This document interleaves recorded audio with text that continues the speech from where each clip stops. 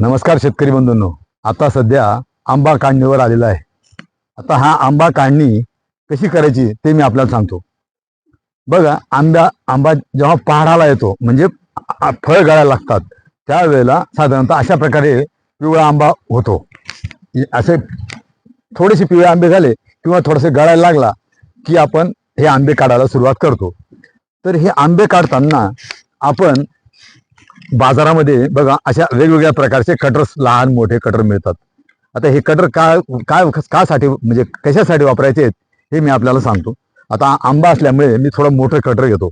आता काय झालंय की मनुष्य जन्माला येतो त्यावेळेला त्याला नाळ असते. ती नाळ साधारणतः 6 इंचच्या पुढे मोठी ठेवून ती तोडली जाते, कट केली जाते. तसंच कुठलंही फळ असो, भाजीपाला असो, त्यासाठी हे जे काही देठ असतं, हे देठ साधारणतः आता आंब्याच्या बाबतीत म्हटलं ना तर 1 ते 1.5 सेंटीमीटर ही देठ ठेवायला पाहिजे. कमीत कमी 1 सेंटीमीटर एवढं देठ ठेवलं पाहिजे. आता मी आंब्यासाठी हे मोठं कटर वापरतो आणि तुम्हाला हे बघा अशा प्रकारे आंबा हा कट करून काढला गेला पाहिजे आणि त्यासाठी हे देठ ठेवलं पाहिजे.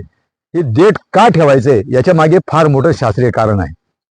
कारण समजा आपण देठ न ठेवता जर कधी आंबा तोडला तर आता तुम्हाला तोडून दाखवतो. तर त्याच्यातून बघा, आहे बघा, आता हा काय निघाला, त्याच्यातून रस निघाला म्हणजे त्याच्यातला एक केमिकल पदार्थ बाहेर पडला. देठने तोडलेला आंब्याचा निघाला का? नाही निघाला. तर याच्याने काय होतं, आता हा जो रस निघालाय याच्यामुळे फळाचं संरक्षण होतं. आता हे देठ सह तोडल्यामुळे हे फळ साधारणतः 8 दिवस जास्त टिकेल आणि हे याच्यातला हा रस वाहून गेल्यामुळे म्हणजे त्याच्यातले जे काही महत्वाचा घटक आहे प्रोटेक्शनसाठी तो वाहून गेल्यामुळे हा आंबा जास्त दिवस टिकणार नाही. परंतु हा आंबा जास्त 8 दिवस तरी नक्की जास्त टिकेल. म्हणून फळे काढताना हे असे देठासकटच काढले पाहिजेत.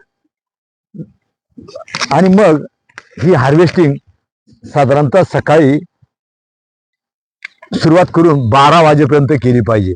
कारण त्याच्या मागे असं आहे की याच्यामधला जो पाण्याचं प्रमाण आहे, आंब्याच्या मधलं पाण्याचं प्रमाण हे जास्त असतं. म्हणून आंबा हा चांगल्या प्रकारे पिकतो. म्हणून देठासकट असे आंबे काढले पाहिजेत.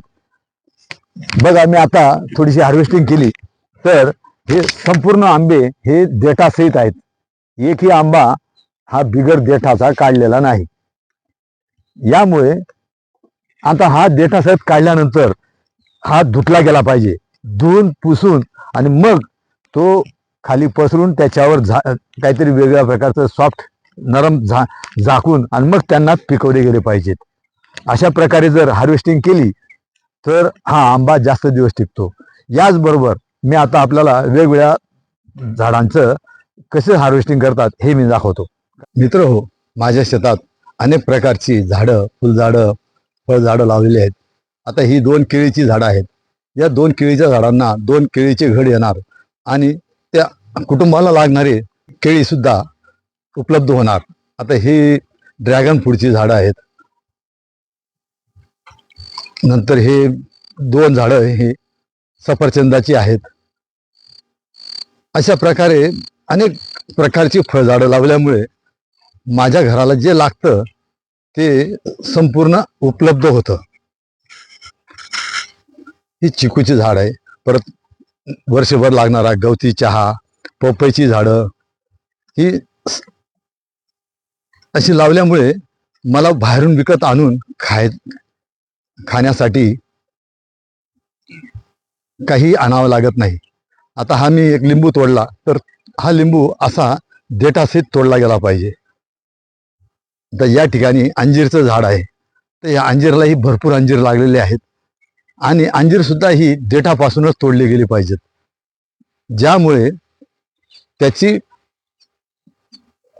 म्हणजे त्या फळझाडांची किंवा फळांची किंवा भाजीपाल्याची देठासह तोडल्यामुळे किपिंग पिरियड म्हणजे टिकण्याचा कालावधी हा वाढतो आणि आपल्याला जास्त दिवस फळं किंवा भाजीपाला टिकवता येतो. तसेच सर्वांनी तेलबियांची लागवड केली पाहिजे ही माझी एक सर्वांना विनंती आहे. माझे व्हिडिओ जास्तीत जास्त शेअर करा आणि लोकांपर्यंत ही माहिती पोहोचू द्या, ही विनंती.